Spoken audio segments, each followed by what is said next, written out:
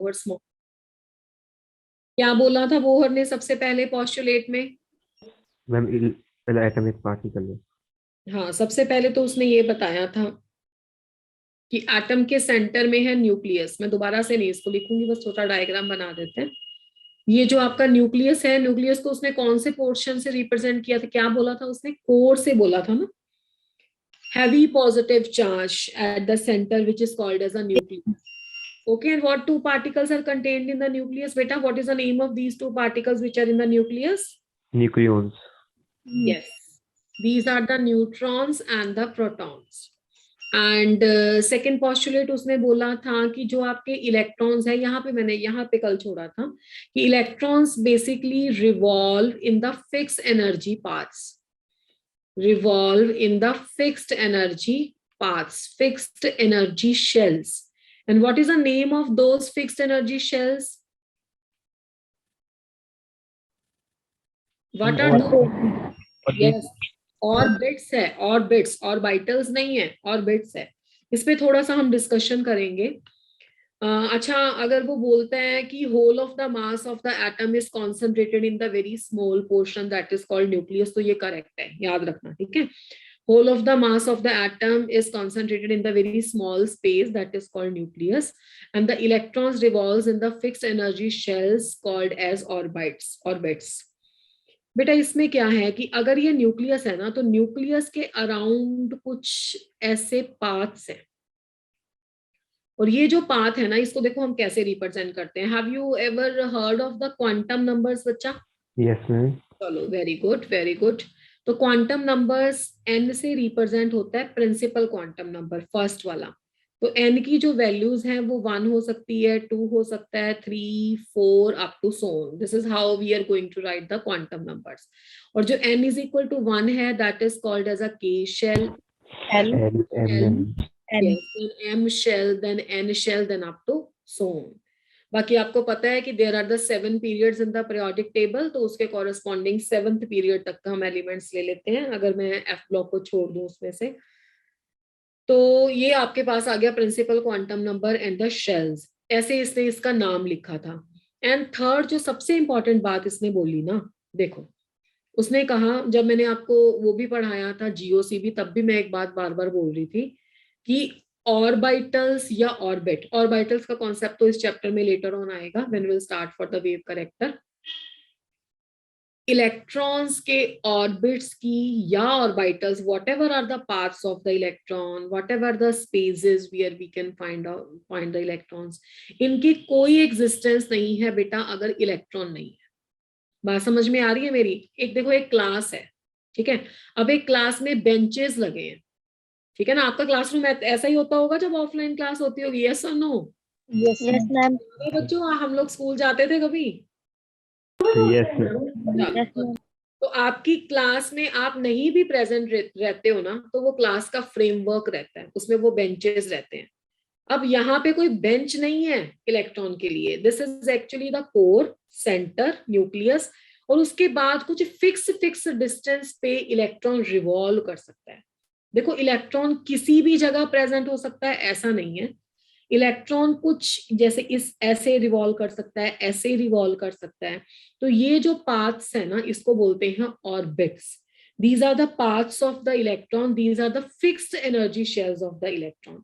और fixed energy shell की बात मैं अभी यहाँ पे थर्ड पॉस्टुलेट में कर रही हूं कि as long as the electron revolve in the particular orbit, as long as the electron revolve in the particular orbit, it does not lose or gain energy. It does not lose or gain energy. ठीक है, मतलब जब तक electron एक particular orbit, पहले तो orbit क्या है वो तो आप सभी को क्लियर है। Give me a thumbs up if it is clear to everyone what is orbit.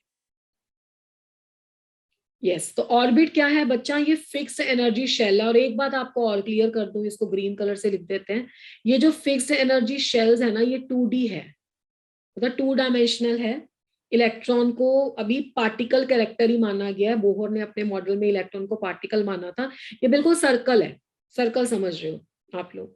तो ये फिक्स्ड एनर्जी जो शेल्स हैं इनको हम बोलते हैं ऑर्बिट्स। जब तक इलेक्ट्रॉन किसी एक ऑर्बिट में रिवॉल्व कर रहा है ना, तब तक ना तो वो एनर्जी लूज करेगा, ना ही वो एनर्जी गेन करेगा। यहाँ पे ना मुझे आपको 2-3 पॉइंट क्लियर करने हैं। हो सकता है कुछ मुझे रदरफोर्ड का भी डिस्कस करना पड़े, but I will check out कि आपको पता है या नहीं, then will explain it if you are not at all sure about that. पहली बात, can anybody tell me what is the source or what is the reason behind the energy of an electron? Energy electron के पास है क्यों?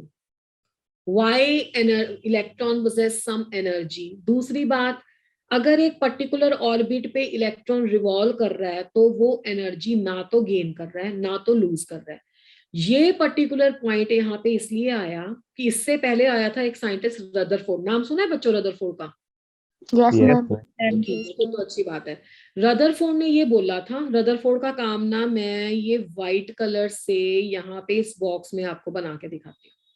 Rutherford ने कहा था कि जब न्यूक्लियस के अराउंड आपका इलेक्ट्रॉन रिवॉल्व करेगा ना, उसकी एनर्जी लूज होती जाएगी। अब जैसे आप हो, है ना, आप सुबह से कोई काम करना शुरू कर दो या सुबह से आप वॉक करना चलना शुरू कर दो, कोई आप यू कैन से आपने कुछ डिस्टेंस ट्रेवल करना है, तो बच्चा जितनी स्पीड से आप स्टार्टिंग में चल रहे थे, धीरे धीरे धीरे धीरे एनर्जी कम होती जाती है, तो आपका जो यू कैन से पाथ कवर्ड है वो लेस होता जा रहा है। यहाँ पे भी क्या हो रहा है, देखो पहले इतना बड़ा पाथ कवर कर रहा था, ये धीरे धीरे धीरे धीरे धीरे उसकी एनर्जी कम होती गई कम होती गई कम होती गई। तो जब उसने ये बात बोली थी ना कि when the electron revolves then it keeps on losing the energy, जैसे नॉर्मली हम लोग अपने केस में लेते हैं, तो उस केस में एटम की स्टेबिलिटी को रदरफोर्ड प्रूव नहीं कर पाया था। और ये बात आप मेरी स्टेटमेंट याद रखोगे, मैं लिखवा नहीं रही हूँ। That was one of the big failure of a Rutherford, कि Rutherford couldn't explain the stability of the atom। तो उस पॉइंट को इंप्रूव करने के लिए यहाँ पे थर्ड पॉइंट आया। इसने क्या कहा है, इसने क्या कहा है कि जब तक इलेक्ट्रॉन एक ऑर्बिट में रिवॉल्व करता है तब तक उसकी एनर्जी ना तो लूज होगी ना तो गेन होगी, क्योंकि रदरफोर्ड के मॉडल में तो अगर उसका पाथ स्मॉल होता जाएगा तो ultimately it will fall into the nucleus. Yes और नो? Yes, ma'am. ना, तो बच्चा अगर वो न्यूक्लियस के बीच में फॉल कर जाएगा तो फिर तो एटम को कोलैप्स हो जाना चाहिए, ब्लास्ट हो जाना चाहिए, पर हमें तो पता है कि एटम इज स्टेबल, है ना।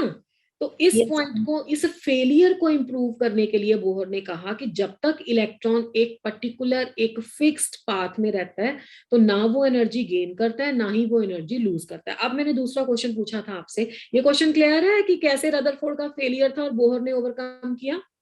yes, ma'am. चलो अच्छी बात है। And the second thing is I asked you कि what is the reason behind the energy of the electron, why the electron possesses some energy. तो एनर्जी जो इलेक्ट्रॉन की है ना, बेसिकली देखो what is the charge on the electron, the charge on the electron is negative, and the reason behind the energy of the electron is the electrostatic force of attraction between the electron and the nucleus. Whenever say the electron is in the first shell around the nucleus, then it is at some fixed distance from the nucleus. So unless and until this particular distance doesn't changes ना, तब तक उसकी energy change नहीं होगी। देखो अगर electron का nucleus से डिस्टेंस चेंज होता जाएगा तो उसकी फोर्स ऑफ अट्रैक्शन चेंज होती जाएगी या नहीं होती जाएगी? Yes, ma'am. है ना। फोर्स ऑफ अट्रैक्शन चेंज होती जाएगी तो अल्टीमेटली उसकी एनर्जी भी क्या होती जाएगी, चेंज होती जाएगी। तो पहले तो एनर्जी का रीजन क्या है, ये बिल्कुल actually electrostatic force of attraction है। और अगर electrostatic force of attraction distance, अब ये वाला डिस्टेंस है फर्स्ट वाला, अगर मैं इसको सफियर मान लूं तो सफियर तो स्फेरिकली सिमेट्रिकल है ये स्ट्रक्चर, तो in every direction from the nucleus the distance is same. तो वो घूम जरूर रहा है पर घूमते घूमते भी वो इलेक्ट्रॉन न्यूक्लियस से एक फिक्स डिस्टेंस पे रह रहा है, तब तक उसकी एनर्जी क्या है, कांस्टेंट है। हाँ जब वो जंप करेगा, जंप करेगा मतलब, जंप करेगा मतलब या तो इनर ऑर्बिटल में जाएगा या बाहर वाले ऑर्बिटल में जाएगा। ठीक है, यहाँ तो मैंने फर्स्ट लिया है तो वहां यहाँ तो आउटर ही जा सकता है। अगर आउटर वाला मैं ले लेती तो दो पॉसिबिलिटीज होती है, या इनर टू आउटर या आउटर टू इनर जाता, तब उसकी एनर्जी चेंज होगी। अच्छा मुझे बताओ तब उसकी एनर्जी चेंज का रीजन क्या है, what is the reason behind the change in the energy, gain और the loss of the energy? Stable होने के लिए। बच्चा अगर वो you can say inner orbit से बाहर जा रहा है, आउटर ऑर्बिट्स में जा रहा है, तो क्या आप न्यूक्लियस से सेम डिस्टेंस पे रह रहा है? No ma'am. है ना। तो अगर न्यूक्लियस से सेम डिस्टेंस पे नहीं रह रहा है तो उसकी एनर्जी भी डिफरेंट होगी। Is that correct? तो ये है थर्ड पॉइंट। ये तो पहले 3 पॉइंट हो गए। तो इफ इट इज क्लियर तो can I shift the slide now? Yes, ma'am. अब सुनो आगे। Fourth point is very very very important. यहाँ पे मैं एक वर्ड लिख रही हूँ that is very important in this chapter. ये क्या लिखा बच्चा, मैंने पढ़ो तो? क्वांटाइजेशन। क्वांटाइजेशन। जैसे डीलोकलाइजेशन ऑर्गेनिक में इंपॉर्टेंट था ना, यहाँ पे क्वांटाइजेशन बहुत इंपॉर्टेंट है। Bohr was a first scientist. ये क्वेश्चन आ चुका है, प्रीवियस ईयर है, तो मैं स्टार पॉइंट बना के लिख देती हूँ, पूछा नहीं है मैंने क्वेश्चन ये। Bohr was a first scientist to introduce the concept of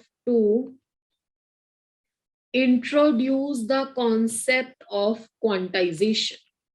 introduce the concept of quantization. ठीक है, बोहर वो पहला साइंटिस्ट था जिसने क्वांटाइजेशन के कॉन्सेप्ट को इंट्रोड्यूस किया था। अब मैडम ये क्वांटाइजेशन है क्या और ये पोस्टुलेट्स में कैसे आ गया? पोस्टुलेट अभी आपको पढ़ाते हैं, पहले क्वांटाइजेशन समझो। क्वांटाइजेशन का मतलब होता है एक फिक्स्ड अमाउंट। ठीक है, एक फिक्स्ड अमाउंट। अच्छा, अगर मैं आपको ये डिस्क्रीट वर्ड लिख दूं तो डिस्क्रीट वर्ड समझते हो? डिस्क्रीट क्या होता है? Yes ma'am. अच्छा बताओ मुझे, what do you understand by this term discrete?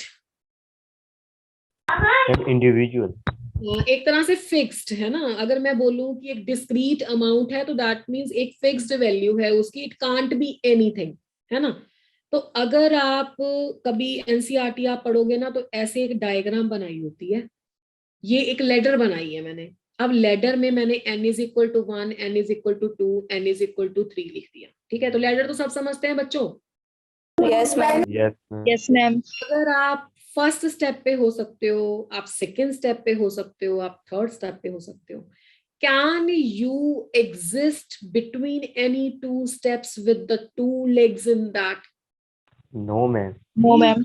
मतलब हमारे बच्चे इतने स्मार्ट है, उनको पता है कि हमारी एग्जिस्टेंस इस लेवल पे ही है ना। इनके बीच में कुछ फॉरबाइडन स्टेट्स हैं जहां पे आप एग्जिस्ट नहीं करते, गिर जाओगे भाई। ठीक है ना, तो यहाँ पे आप एग्जिस्ट नहीं कर सकते। तो न्यूक्लियस को मैं अगर ये बना दूं, जैसे मैंने पहले आपको बोला कि कोई बेंचेस नहीं लगे हैं, कोई फिक्स्ड शेल्स, मतलब वो अपने आप ही इतना ईमानदार है कि इतने डिस्टेंस पे रहेगा। तो अगर ये न्यूक्लियस है ना, तो न्यूक्लियस के अराउंड एक फिक्स्ड डिस्टेंस पे फिक्स्ड एनर्जी के पाथ होते हैं जहां पे इलेक्ट्रॉन रिवॉल्व करता है। इलेक्ट्रॉन उसके अलावा बाकी बीच वाली जो जगह होगी, मतलब ये वाला पोर्शन जिसको मैं ये रेड रेड लिख रही हूं, यहां पे एग्जिस्ट नहीं करता। ठीक है, और इसको बोलेंगे फिक्स्ड अमाउंट इसकी एनर्जी की है, या डिस्क्रीट एनर्जी है इसकी, डिस्क्रीट इसका डिस्टेंस है, डिस्क्रीट इसका you can say angular momentum है। It can't have any value of the energy. Why it can't have any value of the energy? It's energy is quantized because it can have the energy corresponding to this level, it can have the energy correspond to this level, it can have the energy correspond to this level, and that level is having some energy जो उसने एक फॉर्मूले से हमें निकाल के दी। वो कह रहा है इनके बीच वाली स्टेट्स में वो एग्जिस्ट ही नहीं करता। तो उन एनर्जी की ये वाली जो वैल्यू है ना, ये वाली एनर्जी, यहाँ पे कोई एनर्जी की वैल्यू एग्जिस्ट नहीं करती इलेक्ट्रॉन की। This is called as quantization. समझ में आ रही है मेरी बात? मतलब बोहर का ये कहना था कि if the electron is present in the n shell then the value of its energy would be -2 pi square m e raised to power 4 by n square into h square multiplied by z square। अब बच्चा जी 2 भी constant है, पाई भी constant है, m भी constant है, e भी constant है। देखो m मास ऑफ इलेक्ट्रॉन है, e चार्ज ऑफ इलेक्ट्रॉन है, h प्लैंक्स कांस्टेंट है। तो इसका मतलब है इतना सारा डाटा तो हमारे पास कांस्टेंट है, यस और नो? तो बाकी जो डाटा, ये वाला जो मैंने एक ये ऐसा किया है ड्रॉ, इसको अगर कैलकुलेट कर लेना तो ये कुछ आता है -13.6 by n square into Z square. ये दोनों वेरिएबल फैक्टर थे, और साथ में इसका यूनिट आता है इलेक्ट्रॉन वोल्ट पर एटम। इसी वैल्यू को अगर आप करो तो ये -2.18 इंटू 10⁻⁻18 जूल पर एटम बनती है, अगर आपको इसका आंसर जूल में निकालना है। आपको इलेक्ट्रॉन वोल्ट और जूल की कन्वर्जन तो सभी में को आती है, कैसे आप इलेक्ट्रॉन वोल्ट और जूल को कन्वर्ट करते हो? 1 electron volt is equal to 1.6 into 10⁻⁻⁻⁰ -90। -90। हाँ, फिजिक्स में पढ़ रखा होगा आपने, केमिस्ट्री में भी एटॉमिक स्ट्रक्चर में होती है ये कैलकुलेशन। तो ये है इस लेवल की एनर्जी। देखो, अगर इस एनर्जी एक्सप्रेशन में हम n की जगह 1 भर देंगे ना, तो हमारा आंसर, मैं पहले फॉर्मूले से कर रही हूँ, आप सेकंड से भी कर सकते हो, डिपेंडिंग अपॉन जैसा आपके पास एग्जाम में वो पैटर्न पूछ रहा है। अगर E1 की वैल्यू इलेक्ट्रॉन वोल्ट में ले तो कितनी आ गई, -13.6 आ गई। फर्स्ट शेल है तो n इज इक्वल टू 1। और z यहाँ पे क्या है, z यहाँ पे है एटॉमिक नंबर। ठीक है, ये एटॉमिक नंबर है ऑफ द 1 इलेक्ट्रॉन सिस्टम। ये 1 इलेक्ट्रॉन सिस्टम का क्या गेम है ये भी मैं अभी बताऊंगी। अभी हम मान लेते हैं कि ये हाइड्रोजन एटम है, तो हाइड्रोजन एटम के लिए Z कितना होता है, 1 होता है, 1। ठीक है ना। तो Z की वैल्यू भी 1 आ गई, तो ये -13.6 बाय 1 इलेक्ट्रॉन वोल्ट पर एटम आ गई, यानी कि फर्स्ट लेवल की एनर्जी कितनी हो गई, -13.6। ठीक है, इसमें अलग कलर ले लेते हैं। अगर इलेक्ट्रॉन वोल्ट में ही कैलकुलेट करें तो सेकंड लेवल की हो जाएगी -13.6/2²। थर्ड लेवल की हो जाएगी -13.6/3²। अब 13.6 और 13.6/4 कितना हो गया, -13.6/4 करोगे तो 3.4 आंसर आ जाएगा। ठीक है, इसको आप और क्या लिख सकते हो, -3.4 इलेक्ट्रॉन वोल्ट लिख सकते हो। यस और no? Yes, ma'am. Yes, ma'am. Electron की एनर्जी या तो हो सकती है -13.6 या हो सकती है -3.4। इन दोनों के बीच वाली कोई भी वैल्यू इलेक्ट्रॉन की एनर्जी की नहीं हो सकती, क्योंकि इलेक्ट्रॉन या तो इस लेवल में रिवॉल्व करेगा, या इस लेवल में रिवॉल्व करेगा, इस लेवल में रिवॉल्व करेगा। जो बीच वाली स्टेट्स हैं वो फॉरबिडन स्टेट है, और इसको बोलते हैं हम क्वांटाइजेशन ऑफ एनर्जी। तो बोहर ने ये पॉइंट क्लियर कर दिया था कि न्यूक्लियस के बाद जो आपका एम्प्टी स्पेस है उसमें कहीं भी इलेक्ट्रॉन घूम ले, ऐसा नहीं हो सकता। कुछ फिक्स्ड एनर्जी की स्टेट है depending upon the stability. Nucleus से कितनी, अब न्यूक्लियस और इलेक्ट्रॉन को तो अट्रैक्ट होना चाहिए बहुत ज्यादा, तब भी इलेक्ट्रॉन न्यूक्लियस से कुछ डिस्टेंस पे रहता है। ठीक है, अगर उस डिस्टेंस से ज्यादा पास आ जाएगा तो वो स्टेबल नहीं है। ठीक है ना, तो फिर तो कोलैप्स कर जगह, खत्म हो जाना चाहिए सब कुछ। तो ये आपके पास ये वैल्यूज ऑफ एनर्जी, ये उन स्टेट्स के कॉरेस्पॉन्डिंग है जहां पे इलेक्ट्रॉन घूमता है। तो this is called as a quantization of energy. इसीलिए एक प्रीवियस ईयर में ये भी क्वेश्चन आया था कि out of these two statements which is correct, the electron flows और इलेक्ट्रॉन जंप्स। अगर इलेक्ट्रॉन फ्लो करता, तो फ्लो करने का मतलब है कि ये सारा सारा पाथ कवर होना चाहिए था, कोई भी वैल्यू उसकी एनर्जी की हो सकती थी। पर इलेक्ट्रॉन फ्लो नहीं करता, इलेक्ट्रॉन क्या करता है, या यहाँ होगा या यहाँ होगा या यहाँ होगा। तो ये क्या है, इलेक्ट्रॉन क्या करेगा, Jump. जंप। फोर्थ पॉस्टुलेट सभी को क्लियर हुआ? मैं एक बार इसको डिक्टेट करवा रही हूँ, then you people have to tell me कि मैम हमें समझ आया या नहीं आया। मैंने ये बताया यहाँ पे, the energy of the electron is quantized. Electron is having some discrete values of the energy. Electron is having some discrete values of the energy, and that discrete values of energies are given by this formula, in which n is the orbit number in which the electron revolves and z is the atomic number. different unit है। इसका मतलब है electron can have the energy values corresponding to these formulas, but electron can't have any value of the energy. Due to this we can say the energy of the electron is quantized. This is called as quantization of the energy of the electron as given by the Bohr. समझ में आया? बताओ। Yes, ma'am. इसमें कुछ पूछना है किसी को क्वांटाइजेशन ऑफ एनर्जी के बारे में? No ma'am. No, ma'am. तो फिर हम आगे चलते हैं।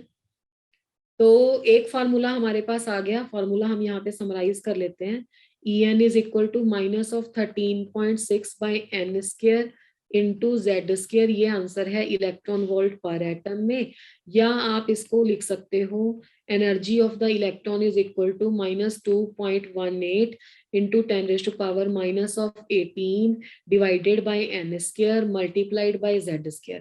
इसका एग्जाम में क्वेश्चन ये आ सकता है कि एनर्जी ऑफ द इलेक्ट्रॉन कैसे रिलेट करती है n² के साथ। कैसे रिलेट करती है, देखो, energy of the electron is inversely proportional to the n² with the negative sign. Is that clear? Energy of the electron in the nth level is directly proportional to the Z²। अब यहाँ पे 2-3 बातें हैं। पहला point ये है कि जो भी बोहर की कैलकुलेशन है, या बोहर्स मॉडल या बोहर का कॉन्सेप्ट ऑफ क्वांटाइजेशन है। बोहर्स, मैं क्वांटाइजेशन लिख देती हूँ, वो ज्यादा बेटर वर्ड है।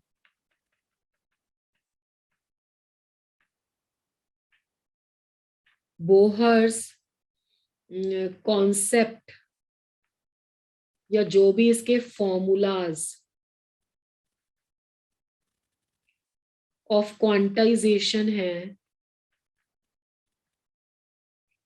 they are valid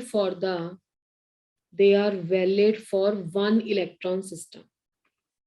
one electron system, एक इलेक्ट्रॉन के लिए ही एप्लीकेबल है, क्योंकि बोहर ने जो भी कैलकुलेशन की है ना, वो कैलकुलेशन की है on the basis of the attraction between the electron and the nucleus. अगर एक से ज्यादा इलेक्ट्रॉन होंगे तो अट्रैक्शन के अलावा रिपल्शन फोर्सेस भी आएंगी, यस और नो? Yes, ma'am. रिपल्शन को इसने कंसिडर नहीं किया है। अब वन इलेक्ट्रॉन सिस्टम जैसे हाइड्रोजन है, हाइड्रोजन में कितने इलेक्ट्रॉन है? Z इज इक्वल टू इसके लिए 1 है, और नंबर ऑफ इलेक्ट्रॉन्स कितने हैं इसके? 1 है ना। अब He का क्वेश्चन आ गया आपको सॉल्व करना कि He की एनर्जी निकालो बोहर के मॉडल से, तो आप नहीं निकाल सकते हो, क्योंकि He के केस में इलेक्ट्रॉन्स कितने हैं? 2। अगर इसको 1 इलेक्ट्रॉन सिस्टम बनाना है तो इसको 1 लिखोगे प्लस। लिथियम के केस में इलेक्ट्रॉन 3 है तो इसको 2 प्लस लिखोगे। बेरिलियम के केस में 4 इलेक्ट्रॉन है तो इसको 3 प्लस लिखोगे। बोरॉन के केस में 5 इलेक्ट्रॉन है तो इसको 4 प्लस लिखोगे, ताकि इन सभी में नंबर ऑफ इलेक्ट्रॉन्स कितने आ जाए? 1। अब इनके Z की वैल्यू देखो कितनी होगी। हीलियम का एटॉमिक नंबर 2, चार्ज मत देख के लिख देना, इसमें Z एटॉमिक नंबर होता है। यहाँ पे Z की वैल्यू 3, यहाँ पे Z की वैल्यू 4 और यहाँ पे Z की वैल्यू 5। तो पहले तो ये दो बातें पता होनी चाहिए, ये कि एनर्जी कैसे रिलेट करती है N के साथ और कैसे रिलेट करती है Z के साथ। उसके बाद ये पता होना चाहिए कि कल को आपको कोई बोल रहा है कि इसमें से लिथियम के लिए एनर्जी निकाल दो, तो आप नहीं निकाल सकते हो। आप लिथियम आयन के लिए निकाल सकते हो, क्योंकि इसमें 1 इलेक्ट्रॉन सिस्टम है। लिथियम 2 प्लस करोगे तो 1 इलेक्ट्रॉन है, और उसके लिए बोहर की सारी कैलकुलेशन वैलिड है। Is that clear? Yes, ma'am. आपको क्वेश्चन आ गया, compare energies for the electron present in first shell 1 of hydrogen and shell 2 for helium plus। ये क्वेश्चन आ गया कंपैरिजन क्वेश्चन। अब बहुत आसान है, पहले तो फॉर्मूला लिखो, इलेक्ट्रॉन वोल्ट में ही कर लो, कंपैरिजन में तो कोई प्रॉब्लम ही नहीं है। ये फॉर्मूला है। अगर आप energy N is equal to 1 के लिए कैलकुलेट करोगे हाइड्रोजन के लिए, तो N इज इक्वल टू 1 हो गया, हाइड्रोजन का भी 1 हो गया यहाँ पे, तो आपका आंसर कितना आ जाएगा? -13.6। Energy N is equal to 2 के लिए कैलकुलेट करोगे हीलियम प्लस के लिए, तो आपका आंसर कितना आ जाएगा?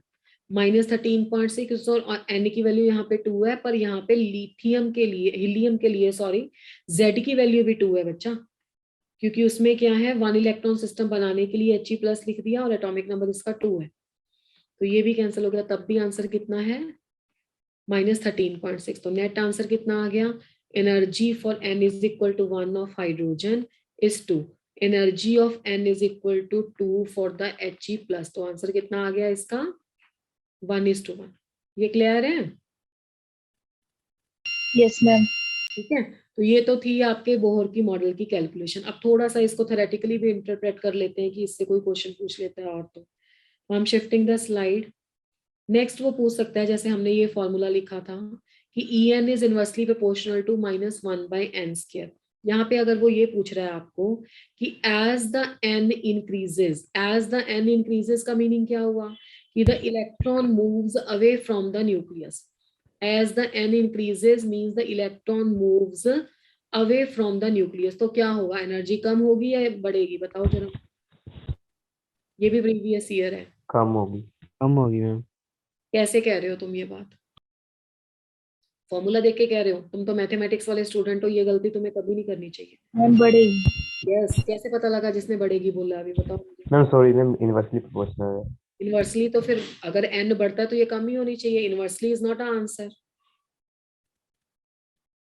एनीबडी, किसी बच्चे ने अभी बोला? बोलो बोलो। I can't hear you clearly. I think Ajay is speaking. Ma'am minus sign भी है ना? Yes yes absolutely correct. Inversely proportional अगर होता, सिंपल इनवर्सली प्रोपोर्शनल, यहाँ पे प्लस का साइन होता, तो जैसे जैसे एन इंक्रीज होता तो एनर्जी कम होती, but it is with the minus, तो जैसे माइनस में कम हो रही है तो एब्सोल्युटली इंक्रीज हो रही है। तो as the n increases the energy of the electron increases. और इसमें बहुत सिंपल आपका केमिस्ट्री से भी आप रीजन दे सकते थे अगर थोड़ा सा भी सोचते, कि अगर आपका इलेक्ट्रॉन न्यूक्लियस से दूर जाएगा तो अट्रैक्शन घटेगी या बढ़ेगी, बताओ? कम होगी। हाँ, अट्रैक्शन कम होगी। तो अगर अट्रैक्शन ज्यादा होती है तो एनर्जी डिक्रीज होती है, अगर अट्रैक्शन आपकी कम हो रही है तो इसका मतलब है एनर्जी कॉरस्पॉन्डिंगली इंक्रीज होगी, है ना? तो इलेक्ट्रॉन कहाँ पे ज्यादा स्टेबलाइज है? इलेक्ट्रॉन वहां ज्यादा स्टेबलाइज है जब न्यूक्लियस के पास है, ज्यादा अट्रैक्शन है, कम एनर्जी का है। तो ये तो पहला आंसर आ गया, ये भी प्रीवियस ईयर है, हो चुका है ये क्वेश्चन। सेकेंड क्वेश्चन मेरा ये है, maximum value of the energy of electron क्या है? Maximum value of the energy of electron, जल्दी जल्दी से बताओ।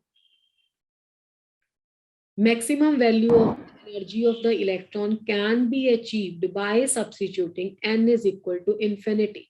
अब आप बोलोगे कि ma'am n is equal to infinity का क्या मीनिंग है? n is equal to infinity का मतलब है कि इलेक्ट्रॉन को पकड़ के ओशन में फेंक आए? नहीं। अब जैसे आप right now I am in Delhi and you people are from Himachal, है ना? तो अब जब मैं लेक्चर दे रही हूँ तो जितने डिस्टेंस तक मेरे स्टूडेंट मेरा लेक्चर ले रहे हैं ना, वो उतना मेरा दायरा है, उतना मेरा क्लासरूम है, चाहे ये ऑनलाइन क्लासरूम है। अब उस पेरिफेरी के बाहर जो भी है जहां पे मेरी कोई इंट्रैक्शन नहीं है, वो मेरे लिए इन्फिनिटी है। ठीक है ना? इन्फिनिटी को आप उस सेंस में मत लो जैसे आप मैथमेटिकली लेते हो।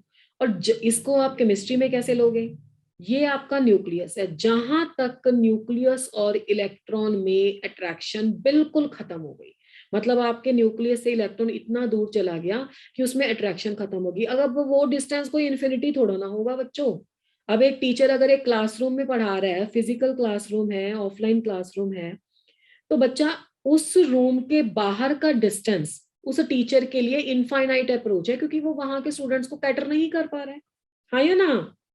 Yes ma'am. है ना? तो मैं अगर ऑफलाइन क्लास ले रही हूँ तो जहां तक मेरे बच्चे मेरे क्लासरूम में बैठे हैं, मेरी केमिस्ट्री से वो इंटरेक्ट हो रहे हैं, वो बच्चे मेरे से ये एटॉमिक स्ट्रक्चर पढ़ रहे हैं, वहां तक तो मेरी फोर्स ऑफ अट्रैक्शन है। उस रूम के बाहर क्या है? वो इनफाइनाइट डिस्टेंस हो गया। ठीक है, इसका वो इन्फिनिटी से कोई लेना देना नहीं है मैथमेटिकली, जो बहुत दूर है।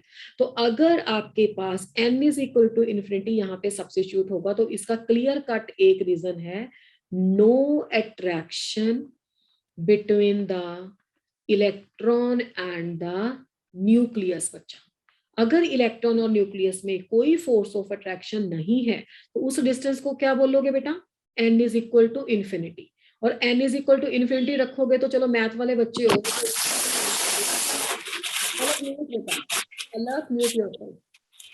ठीक है? तो ई इन्फिनिटी कितना आएगा? जल्दी जल्दी। If n is equal to infinity, we will substitute what is the value of the energy? अरे आप लोग जीरो। तो क्या आएगा? हाँ, जीरो। 1/infinity स्क्वायर आएगा तो 1/infinity स्क्वायर इन्फिनिटी आ गया, 1/infinity जीरो आ गया। ठीक है ना? तो जीरो। तो this is very very important. Maximum value of the energy of the electron is zero. Zero electron की एनर्जी की मैक्सिमम वैल्यू है। और बच्चा जी वो कहाँ पे अचीव होती है, बताओ मुझे जल्दी जल्दी, वो कहाँ पे अचीव होती है? इन्फिनिटी। और इस इंफिनिटी का मतलब क्या है? कि आपका इलेक्ट्रॉन न्यूक्लियस से इतना दूर है जहां पे कोई भी फोर्स ऑफ अट्रैक्शन नहीं है, और ये मैक्सिमम वैल्यू है। तो maximum value of the energy of the electron is zero and that is achieved at the infinity. अब इससे दो आगे क्वेश्चन आते हैं। पहला क्वेश्चन इससे ये आता है कि why the energy values of the electron, why energy values for the electron are always negative। पहला तो ये क्वेश्चन है, पहले हम ये सॉल्व करेंगे, उसके बाद हम सेकंड क्वेश्चन इसका सॉल्व करेंगे कि आयनाइजेशन एनर्जी की कैलकुलेशंस कैसे करनी है। उसके बाद क्वांटाइजेशन ऑफ एनर्जी का फोर्थ पॉइंट कंप्लीट है। चलो, कौन बच्चा मुझे बताएगा कि एनर्जी की वैल्यू नेगेटिव क्यों होती है?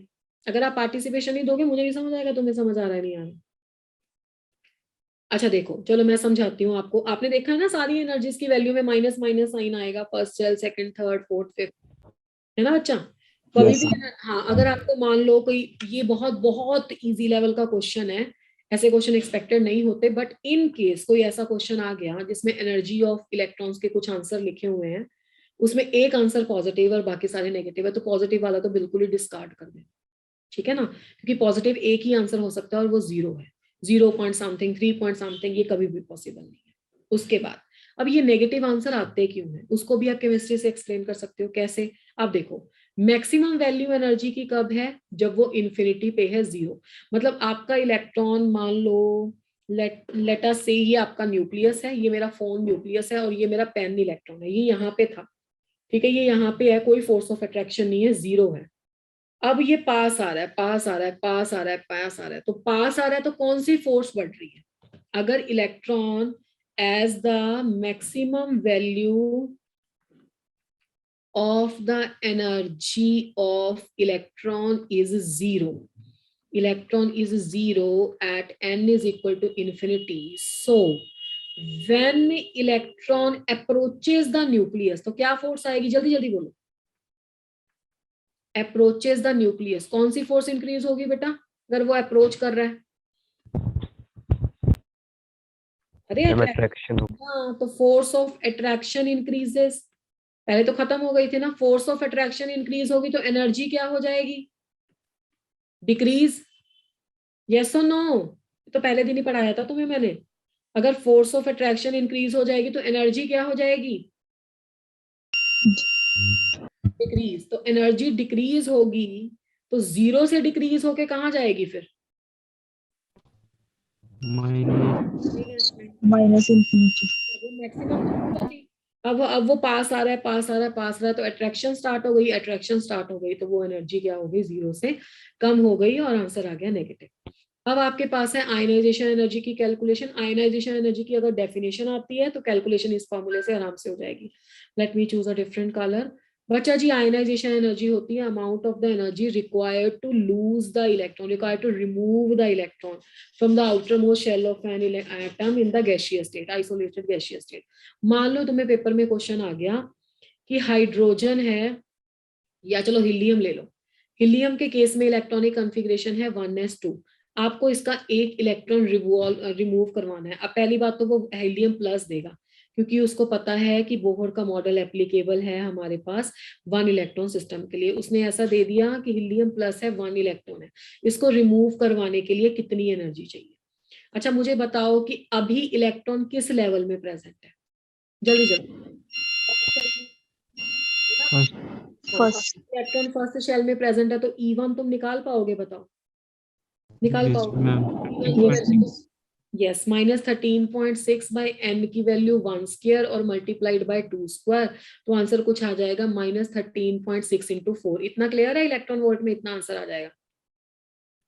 यस? Yes, ma'am. अब मुझे शिफ्ट करनी पड़ेगी स्लाइड, कहना है? Yes, ma'am.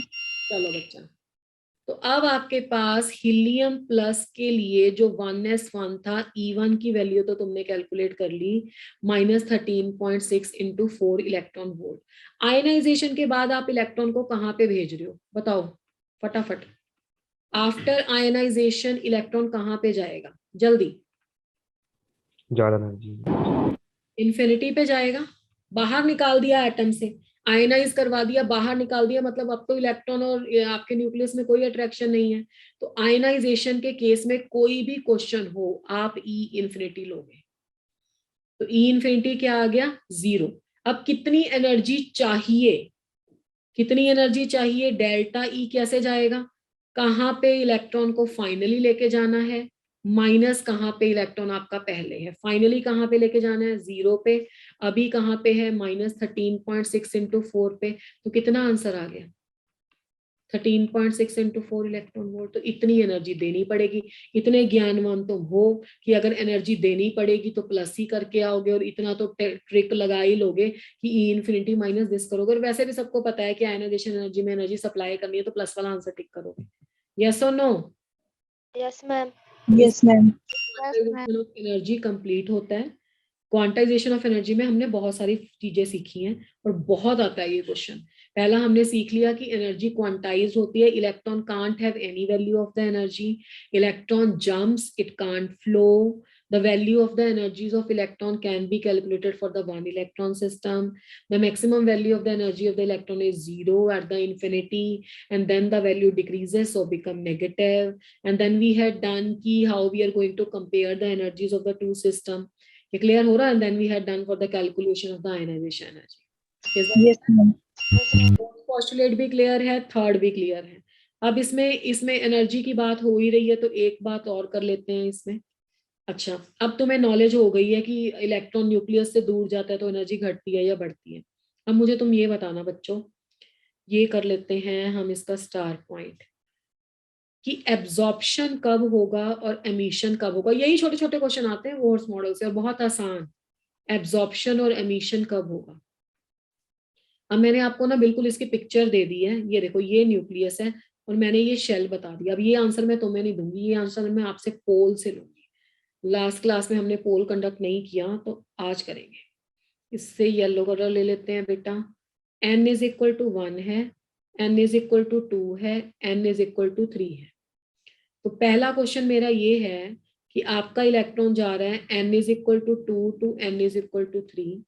दूसरा क्वेश्चन है आपका इलेक्ट्रॉन जा रहा है n is equal to 1 to n is equal to 2। और दूसरे केस में आपका इलेक्ट्रॉन जा रहा है n is equal to 1 to n is equal to 3। और एक केस में आपका इलेक्ट्रॉन जा रहा है n is equal to 3 to n is equal to 2। ठीक है, आपको मुझे बताना है कि एमिशन ऑफ एनर्जी किसमें होगा। एमिशन ऑफ एनर्जी किसमें होगा, मतलब किसमें एनर्जी बाहर निकलेगी, हमारे पास आएगी। Let me conduct a poll for this question, and this is option A, this is option B, this is option C, this is D, and आपकी सपोर्ट के लिए मैंने ये बना दिया ताकि आप थोड़ा रिलेट कर सको कि मैडम ने कैसे एनर्जी का बताया था। चलो जी, लेट्स स्टार्ट लॉन्च। रुको रुको रुको रुको रुको,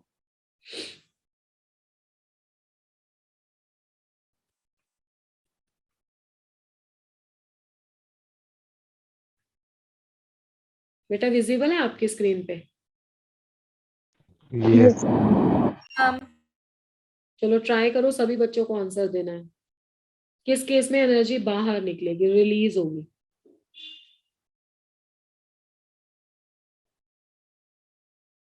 अभी सिर्फ 5 स्टूडेंट्स ने आंसर दिया है, this is not really good. Everybody has to participate. शाबाश, very good.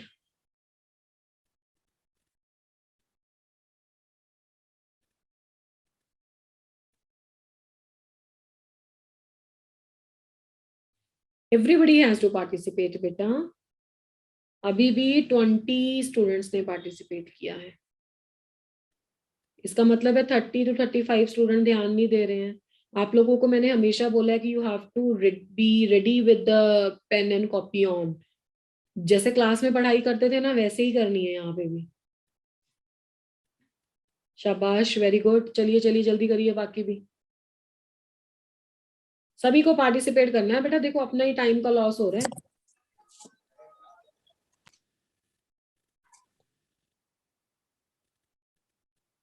Still everybody has not done. 28 students now. 50% students ने पार्टिसिपेट किया है अभी।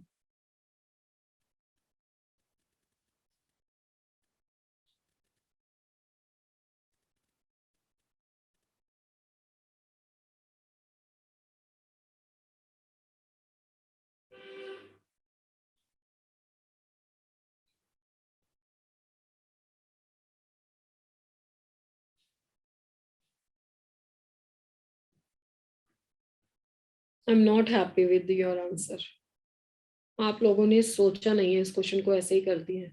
आंसर आपकी स्क्रीन पे जो आप लोगों ने दिया है, हर किसी को पता लग रहा है मैं किस कैटेगरी में फोन कर रहा हूँ, कौन सा ऑप्शन मैंने दिया है।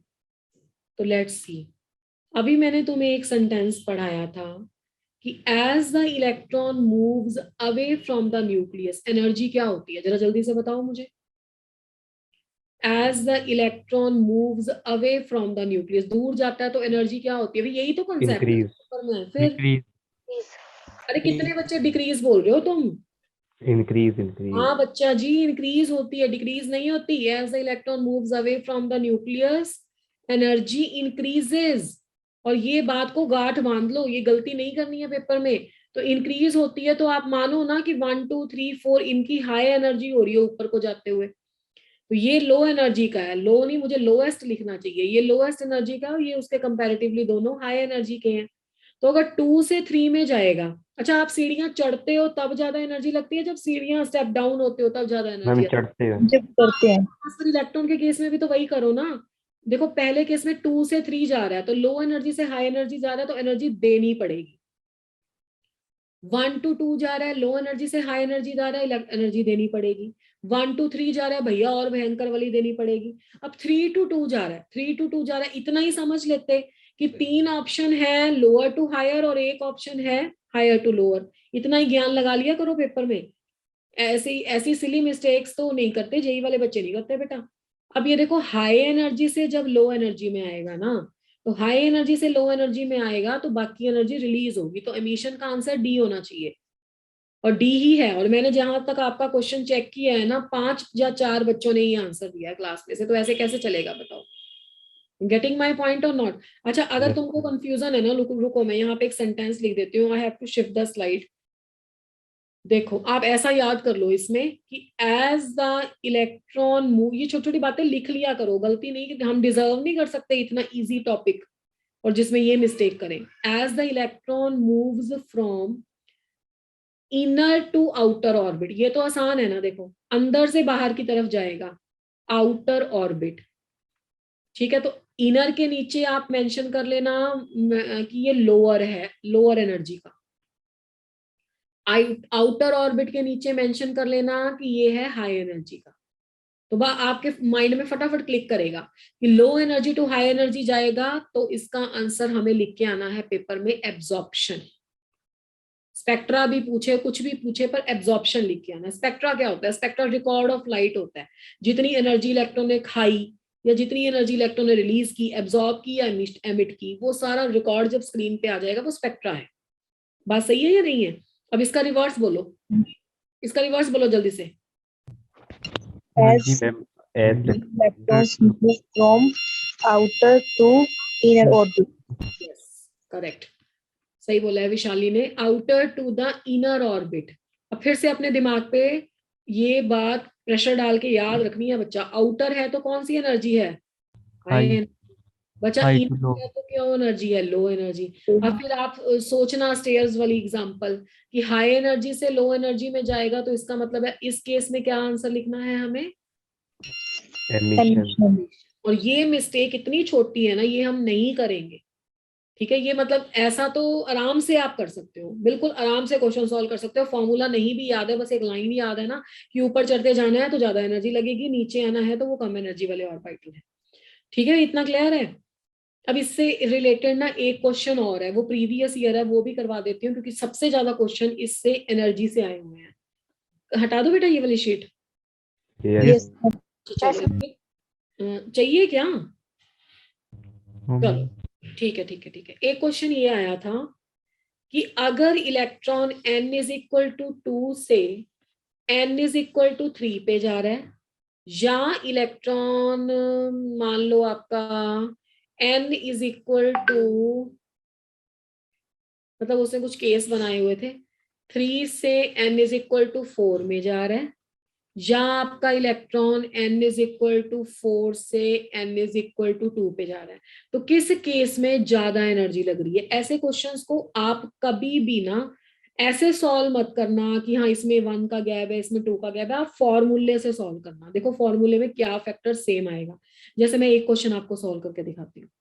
n2 के कॉरस्पॉन्डिंग एनर्जी बोलो कितनी है? जल्दी जल्दी बोलो, अब तो फॉर्मूला आता होगा। -13.6/2²। अब z तो सभी के केस में सेम ही होगा, अगर एक 1. की बात कर रहा हूँ n is equal to 2, mute. Class ठीक है जी, तो ये आपका आ गया फर्स्ट के कॉरेस्पॉन्डिंग। इसके कॉरेस्पॉन्डिंग क्या आ गया, अगर n इज इक्वल टू 3 रखोगे यहाँ पे तो -13.6 बाय, आप यहाँ पे भी 3 लिख सकते हो, 2 बार लिखने की जरूरत ही नहीं है। अगर n इज इक्वल टू 3 आएगा तो फॉर्मूले में क्या आ जाएगा बताओ, कहाँ पे चेंज आएगा भाई, 3 9 आ जाएगा यहाँ पे, है ना। तो अगर आपको डेल्टा निकालना है तो आप E3 माइनस E2 करोगे ना, E3 माइनस E2 में -13.6 बाय 9 माइनस -13.6 बाय 4, उसमें क्या फैक्टर कॉमन निकल रहा है, इसमें आ गया आपका 13.6 कॉमन, तो 13.6 कॉमन हो गया तो यहाँ पे -1/9 आ गया, यहाँ पे +1/4 आ गया। ठीक है, तो आपके पास आ गया -13.6, यहाँ पे 36 आ गया, 4 आ गया, माइनस में प्लस में 9 आ गया, तो आपके पास आ गया 13.6 और 5/9। तो ये वाला जो फैक्टर है ना आपका, मतलब n1 स्क्वायर और n2 स्क्वायर वाला, ये वाला फैक्टर बस आपको कैलकुलेट करना होता है, बाकी 13.6 तो सब में कॉमन ही आएगा। ठीक है, तो जब भी आप कैलकुलेट करोगे तो फाइनल माइनस इनिशियल कर लेना। ठीक है, किससे किस में जा रहा है, जैसे 2 से 3 में जा रहा है तो 3 - 2 कर लेना, तो 1/3 स्क्वायर माइनस 1/4 स्क्वायर, उसके कॉरेस्पॉन्डिंग ये वाला फैक्टर देख लेना किसके लिए ज्यादा है, और उसके कॉरेस्पॉन्डिंग आप आंसर लगा देना। कर लोगे ना ऐसी कैलकुलेशंस तो? एनर्जी वाला कंप्लीट है, यहाँ पे सब तरह का क्वेश्चन मैंने करवा दिया, थ्योरेटिकल भी बता दिया, कैलकुलेशन भी बता दिया। अब उसके बाद है fifth postulate, quantization of the size, quantization of the size of an atom. ठीक है, एटम के केस में क्वांटाइजेशन ऑफ साइज कैसे आता है बच्चा, ये बहुत अंडरस्टूड है कि अगर आपके केस में, एटम के केस में मान लो आप बोल रहे हो एनर्जी क्वांटाइज है, तो मैंने आपको क्वेश्चन पूछा था कि what is the reason behind the energy of an electron, तो आपने बताया था कि इलेक्ट्रोस्टैटिक फोर्स ऑफ अट्रैक्शन होता है। ठीक है, हमने डिस्कस किया था। तो अगर आपका डिस्टेंस फिक्स रह रहा है न्यूक्लियस से, तभी तो एनर्जी फिक्स है ना। मैंने जब सारा कारण ही न्यूक्लियस से फोर्स ऑफ अट्रैक्शन बताया, समझ पा रहे हो, न्यूक्लियस से फोर्स ऑफ अट्रैक्शन है, तो अगर डिस्टेंस फिक्स रहेगा तभी तो उसकी एनर्जी उस लेवल के कॉरेस्पॉन्डिंग आएगी ना। तो जैसे एनर्जी क्वांटाइज्ड है तो इसका मतलब है डिस्टेंस भी क्वांटाइज्ड है। तो मीन टू से the size of an atom is also quantized, is also quantized, और इसको हम साइज भी बोलते हैं, इसको कई बार जब क्वेश्चन आता है वो रेडियस भी बोल देता है। ठीक है, रेडियई प्लूरल होता है रेडियस का। और इसके लिए भी हमारे पास एक फॉर्मूला है, मैं फॉर्मूले की आपको शॉर्ट फॉर्म ही करा देती हूँ जिससे न्यूमेरिकल सॉल्व होगा, रेड कलर से लिख लेते हैं। Rn is equal to -0.529 into n square divided by z। ठीक है, और ये फॉर्मूला मैंने लिखा है एंगस्ट्रॉम में। ठीक है, अब अगर मैं r की n की वैल्यू यहाँ पे 1 रख दूं और हाइड्रोजन एटम के लिए बात करूं, अब मैं ये बार बार नहीं बोलूंगी कि all this calculations are valid for the one electron system. ऐसा ना हो कि पेपर में ये कैलकुलेशन हीलियम के लिए आए और आप कर दो, हीलियम के लिए ये एप्लीकेबल नहीं है बच्चा। बोहर के जितनी भी कैलकुलेशन है, जितने भी क्वांटाइजेशन के कॉन्सेप्ट हैं, वो किसके लिए एप्लीकेबल है, वन इलेक्ट्रॉन सिस्टम के लिए। ठीक है, तो हीलियम प्लस के लिए एप्लीकेबल होगा। तो R1 अगर आपने लिख लिया तो 0.529, Z भी मान लो 1 है, इंटू 1 स्क्वायर, तो दिस मच 0.529 को हम R1 या A0 कहते हैं। Can anybody tell me what is this distance? कुछ इलस्ट्रेशन हो रहा है? अगर ये न्यूक्लियस है तो न्यूक्लियस के बाद ये डिस्टेंस है फर्स्ट शेल का, जिसको 0.529 एंगस्ट्रॉम कहते हैं। इलेक्ट्रॉन इससे पहले प्रेजेंट नहीं हो सकता। Electron has to remain at a distance of 0.529 angstrom for the nucleus, from the nucleus, and this distance the Bohr termed after his name Bohr's radius. मान लो पेपर में कोई क्वेश्चन आ गया जिसमें उसने लिख दिया बोहर्स रेडियस या कोई ऐसा न्यूमेरिकल सॉल्व करना आ गया, तो ये फर्स्ट शेल का डिस्टेंस होता है। इलेक्ट्रॉन इससे ज्यादा पास नहीं आ सकता है। ठीक है, मतलब इतने डिस्टेंस पे रहेगा ही रहेगा, चाहे जितनी मर्जी फोर्स ऑफ अट्रैक्शन है। बाकी तो आपको पता ही है, बोहर की कैलकुलेशन में फिजिक्स में भी आप पढ़ोगे आगे जाके, जब आप उसमें पढ़ोगे, that is your modern physics. यहाँ पे भी आपको पता ही है कि इलेक्ट्रोस्टैटिक फोर्स ऑफ अट्रैक्शन और जो सेंट्रीपिटल फोर्स ऑफ अट्रैक्शन है उन दोनों को हम इक्वल रखते हैं। पता है ना आपको, electrostatic force of attraction between the electron and the nucleus is providing the necessary centripetal force for the electron to revolve around the nucleus, है ना, इसीलिए ये इसके अंदर फॉल नहीं करता, वो उतने डिस्टेंस पे रहता है। देखो फॉल किसके कारण कर रहा है, इलेक्ट्रोस्टैटिक फोर्स ऑफ अट्रैक्शन के लिए कर रहा है। अब इलेक्ट्रोस्टैटिक फोर्स ऑफ अट्रैक्शन तो उसे क्या प्रोवाइड कर रही है, सेंट्रीपिटल फोर्स प्रोवाइड कर रही है, यानी कि जो आप फॉर्मूला लगाते हो ना 1/4 pi epsilon not Q1 Q2 by r square, ये किसका फॉर्मूला है, कूलम्स लॉ लगाते हो ना इलेक्ट्रोस्टैटिक फोर्स ऑफ अट्रैक्शन, ये Yes, किसके ma'am. बराबर हो जाती है, mv स्क्वायर बाय r। तो अगर इलेक्ट्रोस्टैटिक फोर्स ऑफ अट्रैक्शन इसके बराबर हो जाती है तो इसलिए वो नहीं फॉल करता। ये तो वैसे भी आप लोग मतलब 11th फिजिक्स में भी तो पढ़ते हो ना। Yes, ma'am. चलो अच्छी बात है, पढ़ते हो तो भी ठीक है, नहीं तो अभी सीख लिया। तो this is your you can से फर्स्ट शेल्स रेडियस, बाकी सारी कैलकुलेशन इसकी सेकंड शेल की कैसे होंगी, एन की जगह पे और जेड की जगह पे आप वैल्यूज रखते चले जाओ एंड यू कैन कंपेयर। तो मुझे लगता है तो दिस इज क्वाइट इजी, इसमें कोई प्रॉब्लम नहीं आएगी, हो जाएगा ये फॉर्मूला। हाँ इसमें फिर से आपको ये बातें याद रखनी है, जैसे आर एन किसके डायरेक्टली प्रोपोर्शनल है, एन स्क्वायर बाय जेड के, ऐसे इससे आपका क्वेश्चन लग जाएगा, है ना। R n is inversely directly proportional to n square, inversely proportional to z. Okay Yes, ma'am. चलो जी ठीक है। अब क्वांटाइजेशन ऑफ साइज भी हो गया, तो 6th क्वेश्चन इसमें ले लेते हैं। 6th पोस्टुलेट आपका क्वांटाइजेशन ऑफ एंगुलर मोमेंटम। देखो कितना ऑनेस्ट आपका इलेक्ट्रॉन है, everything is quantized over here, है ना। एनर्जी भी क्वांटाइज है, डिस्टेंस भी क्वांटाइज है। अब है quantisation of angular momentum. Can anybody tell me the meaning of angular momentum? हम किसी एंगल पर कोई चीज रोटेट कर रही है, उस मोमेंटम को एक्चुअली में मोमेंटम होता है quantity of motion contained in a body, है ना, कितना मूव कर रहा है, कोई मास है m, कितनी वेलोसिटी है उसके पास, कितना मोमेंटम है। अब एंगुलर मोमेंटम है मीन टू ये वो सर्कल में रोटेट कर रहा है ना, ऐसे है, सर्कुलर मोशन वाले केस में पढ़ते हैं, रोटेशनल मोशन में ऐसा देते होगे, है ना। तो एंगुलर मोमेंटम आपका एक है वेक्टर क्वांटिटी, और ये आर क्रॉस पी नहीं मैं लिखूंगी, वो आप पढ़ोगे आपके फिजिक्स में, मैं सिर्फ अपना जो यहाँ पे फॉर्मूला यूज हो रहा है उसको लिख देती हूँ, m v r. R cross p भी करोगे तो पी लीनियर मोमेंटम होता है, तो वो एम वी के बराबर हो जाएगा, और साइन उसमें वह साइन की वैल्यू 1 आ जाएगी, तो that's why we are getting here m v r, हमें इतना ही चाहिए यहाँ पे। तो एंगुलर मोमेंटम जो एमवीआर होता है ना वो भी क्वांटाइज्ड है। देखो ना, अगर आपका न्यूक्लियस के बाद एक डिस्टेंस क्वांटाइज्ड हो गया तो किसी भी सर्कल को हम उसका ऑर्बिट नहीं बोल सकते, हम उस सर्कल को उसका ऑर्बिट बोल सकते हैं जिसका angular momentum whole number multiple of h/2π होगा। एन इसमें क्या है, एन इसमें है प्रिंसिपल क्वांटम नंबर, एन की वैल्यू भरते चलो और h/2π कांस्टेंट है। तो अगर आपका ये जो सर्कुलर पाथ है, ये सर्कुलर पाथ उसका ऑर्बिट तब कहलाएगा अगर इसकी एंगुलर मोमेंटम की वैल्यू h/2π का मल्टीपल आएगी। फॉर एग्जांपल मान लो पेपर में आपको क्वेश्चन आ गया कि सेकंड शेल है उसका एंगुलर मोमेंटम कितना आएगा, तो सेकंड शेल L = 2 है, बस आपको एंगुलर मोमेंटम की क्वांटाइजेशन तब आनी चाहिए और वो फॉर्मूला आ जाएगा h/π। ठीक है, तो अगर कोई आपके एंगुलर मोमेंटम की बात करे तो वो भी एनर्जी की तरह, वो भी आपके distance of electron from the nucleus और what you call it as a radius of the atom और what you call it as a size of the atom, उसकी तरह ये आपका क्वांटाइज्ड है।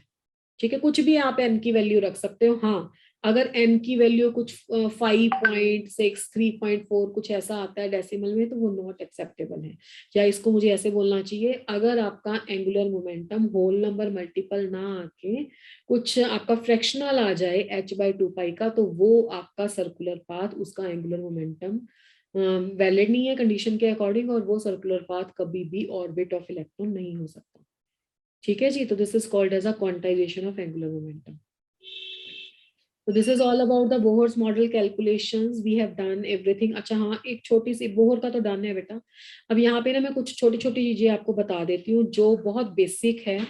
अब मुझे नहीं पता आपको ये आता है या नहीं। जैसे आप लोगों ने डिस्कवरी वाला पोर्शन है, वैसे तो ज्यादा नीट में चांसेस होते हैं, पर फिर भी थोड़ा बहुत बेसिक पता होना चाहिए, कुछ नहीं कह सकते हैं। इलेक्ट्रॉन, प्रोटॉन और न्यूट्रॉन, ठीक है, ये आप लोगों ने बहुत बेसिक पढ़ा होगा 8th 9th 10th में। इलेक्ट्रॉन की डिस्कवरी के लिए कौन रिस्पॉन्सिबल है, जल्दी जल्दी बताओ।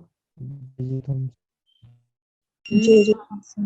हाँ जी, जे थॉमसन ने डिस्चार्ज ट्यूब एक्सपेरिमेंट किया था, जिसने कैथोड रे की डिस्कवरी की थी ना। कैथोड रेज और हाँ, इस पे क्वेश्चन इलेक्ट्रोमैग्नेटिक स्पेक्ट्रम से आ जाता है, जिसमें रेज वगैरह है, पढ़ेंगे आगे जाके। तो जे थॉमसन जो आपका था, जे थॉमसन ने एक्चुअली में डिस्चार्ज ट्यूब एक्सपेरिमेंट से, जिसमें कैथोड रेज मिली थी। Cathode rays are actually the streams of the fast moving electron, वहां से इलेक्ट्रॉन की डिस्कवरी की थी। और प्रोटॉन की ई गोल्डस्टिन, न्यूट्रॉन की जेम्स चेडविक, ठीक है। और बाकी जो आपका साइज ऑफ एन एटम है वो कितना होता है अप्रोक्सीमेटली, किस रेंज में होता है, ये पता होना चाहिए बेटा। 10⁻⁻10 मीटर। और इस डाटा को ना अंगस्ट्रॉम बोलते हैं, पता है ना आपको, मैंने पहले भी अंगस्ट्रॉम लिखा था जब रेडियस की बात आई थी। यस और नो? Yes, ma'am. कितना भी रहेगा वो 10⁻⁻10 रहेगा, 4.3 5.6 वो चीजें चेंज हो सकती हैं। जिसको आप बोलते हो ना ऑर्डर, ऑर्डर उसका 10⁻⁻10 ही रहेगा। और साइज ऑफ द न्यूक्लियस क्या है? साइज ऑफ द न्यूक्लियस होता है 10⁻⁻15 मीटर, और इसको बच्चा फर्मी बोलते हैं, ठीक है। अब आप देख लो डिवीजन करके, इसके 10⁻5 टाइम्स स्मॉल होता है nucleus in comparison to size of an atom. अच्छा, और छोटी छोटी थोड़ी थोड़ी बातें हैं इसमें। जैसे आपके पास जो सबसे पहला मॉडल था वो जे थॉमसन का ही था, पता है ना आपको। Yes Yes, ma'am. J Thomson के मॉडल का जो फेलियर था ना, वो था कि he couldn't explain the Rutherford alpha scattering experiment. वो नेक्स्ट वाला जो मॉडल आया था, रदरफोर्ड अल्फा स्कैटरिंग एक्सपेरिमेंट, उसको नहीं एक्सप्लेन कर पाया था एक्सपेरिमेंट। और उसके बाद आया था रदरफोर्ड का मॉडल। रदरफोर्ड के मॉडल का क्या फेलियर था? रदरफोर्ड का मॉडल सबसे इंपॉर्टेंट मैम। ये था स्टेबिलिटी ऑफ एन एटम। हाँ बच्चा, पूछना है कुछ? No no. ठीक है, स्टेबिलिटी ऑफ एन एटम को एक्सप्लेन नहीं कर पाया था। इसकी डिस्कवरी में एक और बात बता देती हूँ, अगर कोई पूछे न्यूक्लियस की डिस्कवरी कहाँ से हुई थी, न्यूक्लियस की डिस्कवरी करने वाला साइंटिस्ट है रदरफोर्ड। क्योंकि न्यूक्लियस के बारे में जे थॉमसन को कुछ नहीं पता था। जे थॉमसन ने बहुत सिमेट्रिकल डिस्ट्रीब्यूशन दिया था। तो ये बहुत सिंपल सा डाटा है जो लोअर क्लासेस में आपको पढ़ा देते हैं, फिर भी मैंने दे दिया कि कहीं कुछ कभी क्वेश्चन इजी वे में आ जाए तो पढ़ सकते हो। तो with this your Bohr's model is complete. Now we are moving toward the spectra. Is that clear बेटा? Yes, ma'am. रदरफोर्ड का स्टेबिलिटी ऑफ एन एटम भी था, और उसने कंपैरिजन किया था सोलर सिस्टम से, वो भी गलत था। चलो जी, नेक्स्ट है आपका बोहर्स स्पेक्ट्रा। स्टार लगा लो इसको, इंपॉर्टेंट है। Bohr's spectra of hydrogen atom. इसकी मैं थोड़ी सी आपको डेरिवेशन कराऊंगी, क्योंकि आप मैथ्स वाले स्टूडेंट हो तो आप आराम से कर लोगे, 2-4 स्टेप्स हैं। क्योंकि कई बार क्या होता है ना, इन बिटवीन द स्टेप से कभी फ्रीक्वेंसी पूछ ली, कभी वेलोसिटी पूछ ली, तो पूछ लेता है। तो 2-3 स्टेप से कोई फर्क नहीं पड़ेगा, आराम से कर लोगे। Bohr's spectra of the hydrogen atom and the hydrogen like ion. Okay, मैंने स्टार्टिंग में थोड़ा सा डिस्कशन किया था। What do you understand by the spectra? Spectra क्या होता है बच्चों? मैम कलर्स को वो करते हैं। कलर दिखते हैं, वो तो जरूरी नहीं है। आपको नहीं भी आता कई बार कलर स्पेक्ट्रा, विजिबल रीजन में नहीं भी फॉल करता। जब आपका इलेक्ट्रॉन किसी एक पर्टिकुलर शेल में रिवॉल्व कर रहा है ना, तो when you will impose a light on it, जब आप उस पर लाइट डाल देते हो, तो लाइट डालने से वो एनर्जी गेन कर लेता है। एनर्जी गेन करके वो हाई एनर्जी के शेल पे जाएगा। हाई एनर्जी का शेल क्या होगा? आउटर वाला होगा। अब तो आपको नॉलेज है इसकी। And whenever your electron goes to the high energy level, तो definitely this will be not stable, this will be unstable, because high energy levels are unstable, है ना। तो it will return back to the low energy level. वो भी हो सकता है जहां से वो गया था, या उससे ऊपर वाला भी कोई हो सकता है, डिपेंडिंग अपॉन कैस कितनी एनर्जी मिली है उसको, कितनी वो रिलीज कर रहा है। तो जो वो एनर्जी एमिट करता है ना, तो वो जो एनर्जी चेक की जाती है, वो जो रिकॉर्ड किया जाता है उस एनर्जी का, वो है स्पेक्ट्रा। अगर तो वो विजिबल रीजन में फॉल करती है तो वो कलर दिखाई देता है, अगर विजिबल रीजन में फॉल नहीं करती तो कलर दिखाई नहीं देता। तो this is called as a spectra. And actually में हमने अभी तक किसी ने भी इलेक्ट्रॉन को देखा नहीं है, ठीक है ना। तो अगर इलेक्ट्रॉन किसी शेल में प्रेजेंट है, तो we can't see the electron. इसकी डिस्कशन हम हेजनबर्ग वगैरह में, डी ब्रॉगली रिलेशनशिप में करेंगे। तो अगर इलेक्ट्रॉन को हमने नहीं देखा तो व्हाट वी वर डूइंग, तो हम उस एनर्जी का ही रिकॉर्ड लेते हैं कि इलेक्ट्रॉन यहाँ से यहाँ गया होगा, इतनी एनर्जी का डिफरेंस है, इतनी एनर्जी हमारे पास आई, तो इसका मतलब है यहाँ था पहले। जब तक हम ये बहुत बोलते हैं तब तक वो कहीं और होता है। The reason behind that is we can chase the footprints of an electron. We can't exactly pinpoint the position of the electron क्योंकि इलेक्ट्रॉन मूविंग है ना, इलेक्ट्रॉन चल रहा है, कंटिन्यूसली वो रिवॉल्व कर रहा है। तो जो चीज कंटिन्यूसली रिवॉल्व कर रही है उसका एब्सोल्यूट मेजर नहीं कर सकते हम, ठीक है। तो इसलिए स्पेक्ट्रा की नीड होती है। थोड़ा बहुत ज्ञान हुआ बच्चों? Yes sir. चलो, अब बोहर के स्पेक्ट्रा की कैलकुलेशन बहुत इजी है, बस आपको एनर्जी आती है तो आप चल पड़ोगे। देखो एनर्जी 1n1 लिख देते हैं। मान लो इलेक्ट्रॉन किसी n1 लेवल पे है, तो मैं यही वाला डाटा लेके चल रही हूँ, आप जूल वाला भी लेके चल सकते हो।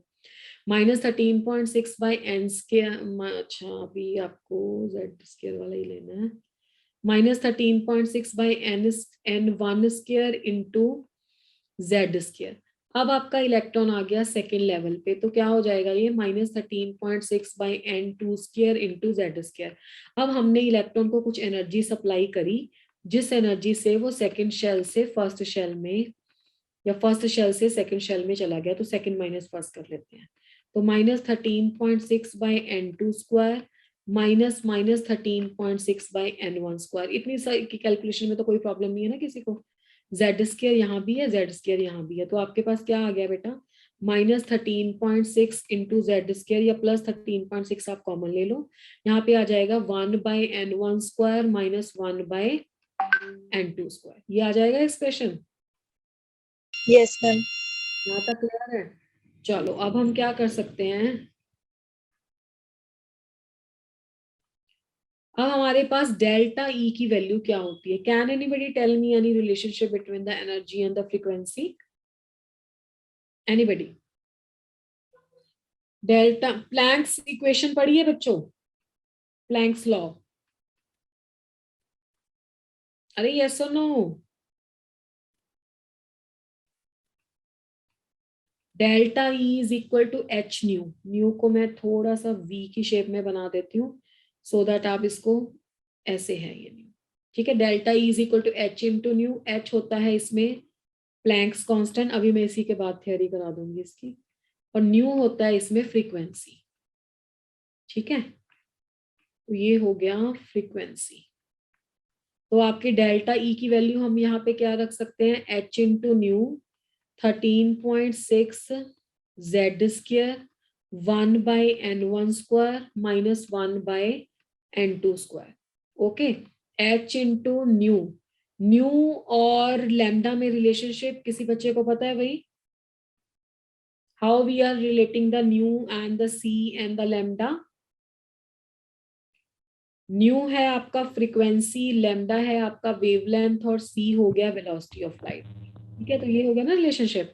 तो इसमें से आपको न्यू की वैल्यू निकालनी है, तो बच्चा क्या आएगा, c बाई लैम्डा। तो can I place this value over here, nu is equal to c by lambda, and this value is equal to 13.6 into z square 1 by n1 square minus 1 by n2 square, ठीक है।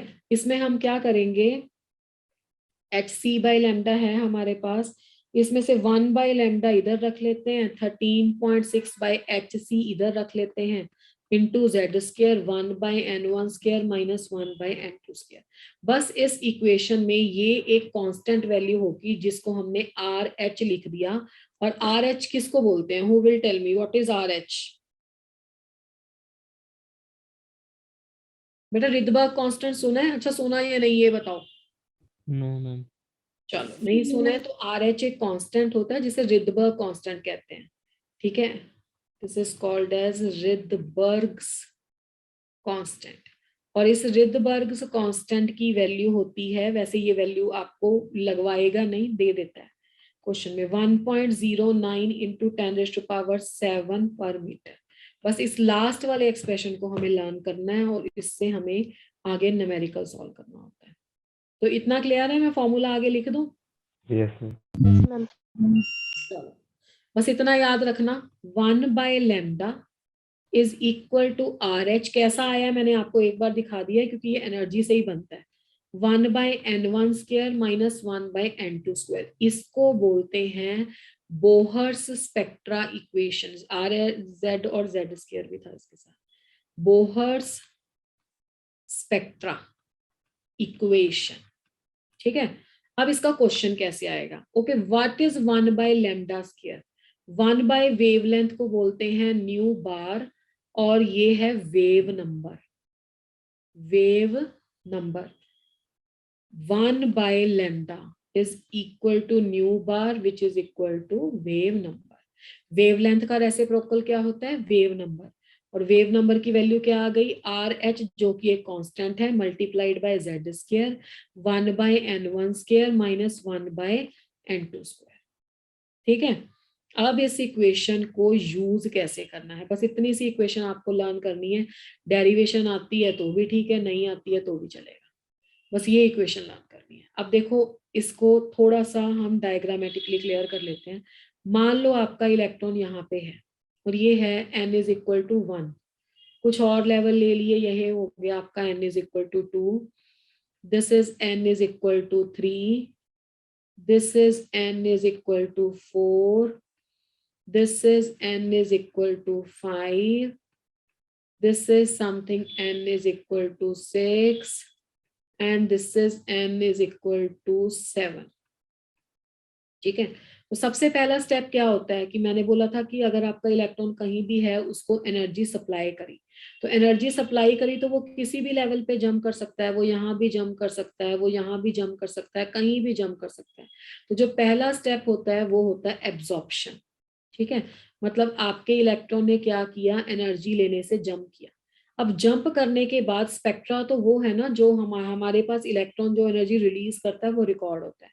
तो अगर आपका electron किसी भी higher level पे है, अगर वो हायर लेवल से फर्स्ट लेवल में वापस आ जाता है, मान लो किसी भी हायर लेवल से, कोई भी हायर लेवल हो, फर्स्ट लेवल में वापस आ जाता है, तो उसे हम बोलते हैं लाइमन।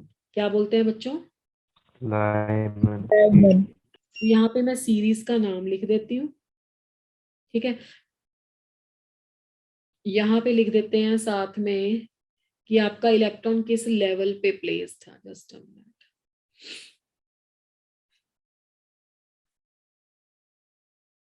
ठीक है, तो यहाँ पे पहले तो लिख लेते हैं हम सीरीज का नाम क्या है, क्योंकि इससे भी क्वेश्चन आ जाता है। फाइनली कहाँ पे वापस आ रहा है, इनिशियली कहाँ पे था।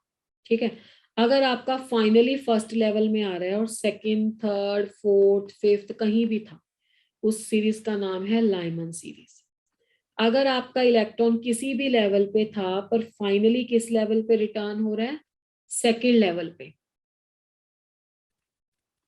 सेकेंड लेवल पे तभी रिटर्न होगा ना जब थर्ड, फोर्थ, 5, 6, 7 होगा, तो उसको बोलते हैं बामर।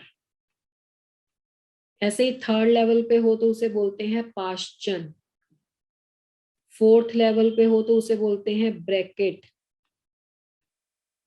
फिफ्थ लेवल पे अगर इलेक्ट्रॉन वापस आता है तो उसे बोलते हैं पी फंड, सिक्स लेवल पे हो तो उसे बोलते हैं हम्फ्री। थर्ड लेवल पे वापस आ रहा है तो 5, 6, 7, 8, 9 कुछ भी हो सकता है। फिफ्थ, 6, 7, 8, 9 कुछ भी हो सकता है। 6, 7, 8, 9, 10 कुछ भी हो सकता है। 7th, 8th, 9th, 10th कुछ भी हो सकता है। और इसके जो रीजन है, फर्स्ट वाले का रीजन यूवी होता है, सेकंड वाला मोस्ट इंपॉर्टेंट है, उसका रीजन विजिबल होता है, बाकी किसी का लर्न करने की जरूरत ही नहीं है, सब आईआर होते हैं। मतलब सेकंड वाले केस में लाइट का कलर आप देख पाते हो। ये एक फॉर्मूला और ये एक सीरीज के नाम, ये दो आपको करने पड़ते हैं। बाकी का जो भी है फॉर्मूले में कुछ भी नहीं है इतना। डेरिवेशन अगर आपको नहीं भी आती है तो वो सिंपल एनर्जी से हुई है कैलकुलेशन, वो चल जाएगा। यहाँ तक बताओ, ये समझ में आ रहा है कैसे किया है हमने? कब बोलते हैं हम पाश्चन सीरीज कब आई हमारे पास? when we call it as a Paschen series, जब फाइनली आपका इलेक्ट्रॉन कौन से लेवल में रिटर्न होके आता है? थर्ड। शाबाश। और Lyman series? First. First level. तो अभी क्या करते हैं हम, फॉर्मूला आप लोग नोट कर लो कॉपी पे, फॉर द टाइम बिंग आपको न्यूमेरिकल सॉल्व करना है, तो ये एक फॉर्मूला नोट कर लो बस, सीरीज में आपको बता दूंगी। अगर अभी नहीं लाना है तो जिन बच्चों को लाना है बहुत अच्छी बात है, ठीक है। Yes. चलो अब इसका देख लेते हैं क्वेश्चन। हमने लिखा 1/λ which is equal to nu bar is equal to RH multiplied by z square 1/n1 square minus 1/n2 square। अब आपको पेपर में क्वेश्चन आया, find the wave number when electron jump from 5th level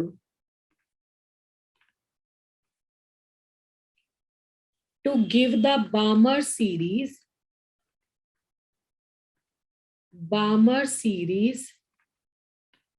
in the hydrogen atom।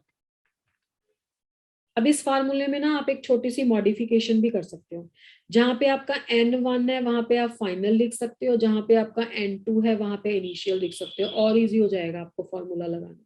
अब एक question मैं आपको कर देती हूँ, किस लेवल से जंप हो रहा है? 5th लेवल से, यस yes, तो 5th लेवल से जंप हो रहा है तो Ni कितना होगा? 5 5।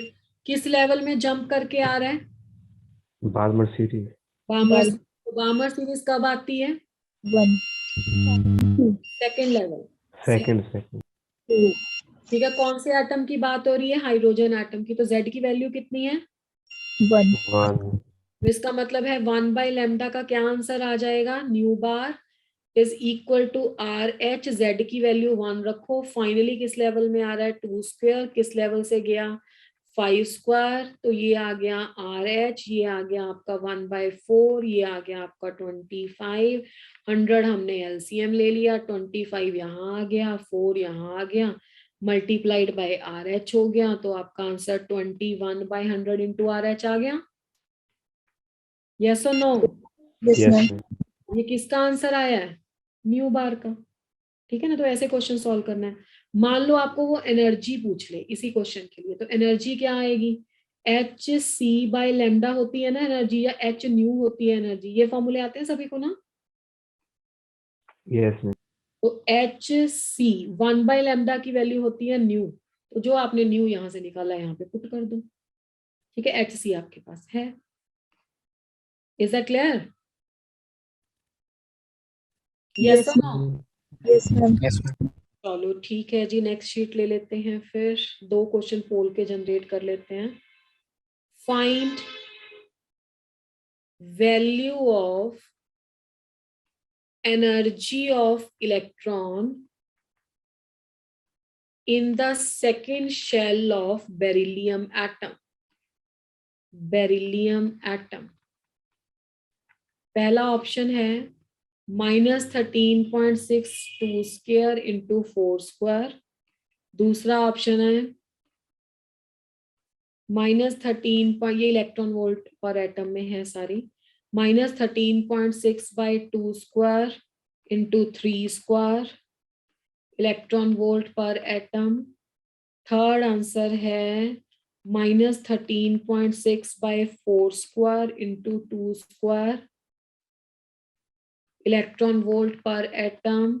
फोर्थ आंसर है can't be calculated. Can't be calculated. जल्दी जल्दी से आंसर देना है। जिन बच्चों को कॉन्सेप्ट समझ में आ गए हैं उनको टाइम बिल्कुल नहीं लगेगा। तो I am taking here the second question. I have launched the poll. Quickly give the answer, quickly. इसमें बहुत जल्दी हो जाएगा अगर आपको समझ में आ गया तो। 2-3 बच्चे तो मैं हमेशा देखती हूँ बिल्कुल सही आंसर देते हैं हमेशा, बट ये 2-3 से कुछ नहीं होगा बच्चा, सभी को आंसर देना है। Fast, we have a last 1 minute left. I have to end the class after one more question. Everybody has to participate in the reaction, in the question, sorry. Quickly, quickly.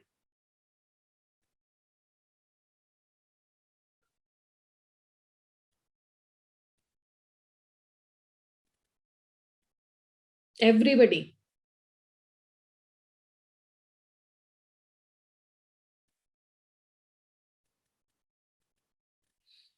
Rest have not done. जल्दी जल्दी से करो भाई.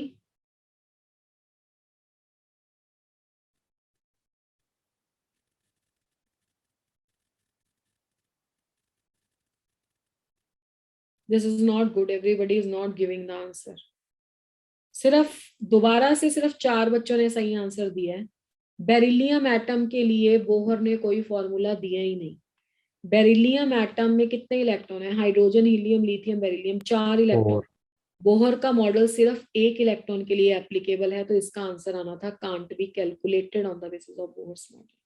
But you people are not taking care. आप ध्यान ही नहीं दे रहे हो. नेक्स्ट क्वेश्चन है, चलो इजी सा क्वेश्चन डाल देती हूँ. डिस्कवरी ऑफ इलेक्ट्रॉन के लिए कौन रिस्पॉन्सिबल है? अभी बताया मैंने, सिर्फ एक रिवीजन ही है. Number 1 is J Thomson. Number 2 is Rutherford. Number 3 is Chadwick. Number 4 is Bohr. इससे आसान क्वेश्चन तुम्हें कभी नहीं मिलेगा.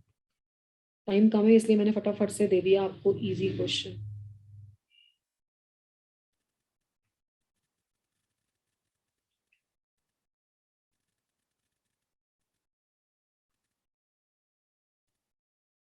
Yes, quickly can you see the pole?